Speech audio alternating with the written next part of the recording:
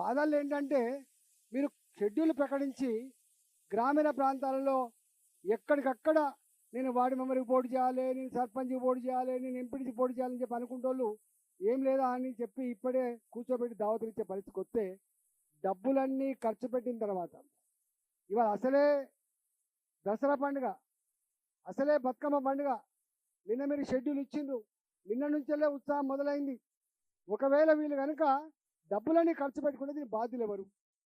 దీని బాధ్యులు ఎవరు చెప్పండి.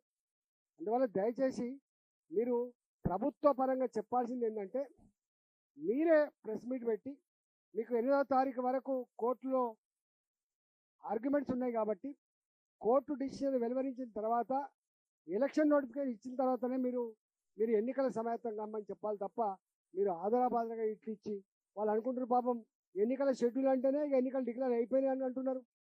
ఇవాళ మొత్తం రిజర్వేషన్లు ఇదొచ్చింది అదొచ్చింది అని చెప్పి ఆతృత పడుతున్నారు. కాబట్టి ప్రభుత్వం ఇంత పెద్ద గంభీరమైన విషయాన్ని బీహార్ ఏం జరిగిందో చూసిన తర్వాత, మహారాష్ట్రలో కూడా ఏం జరిగిందో చూసిన తర్వాత తెలంగాణ ప్రజానికాన్ని వంచకూడదని చెప్పి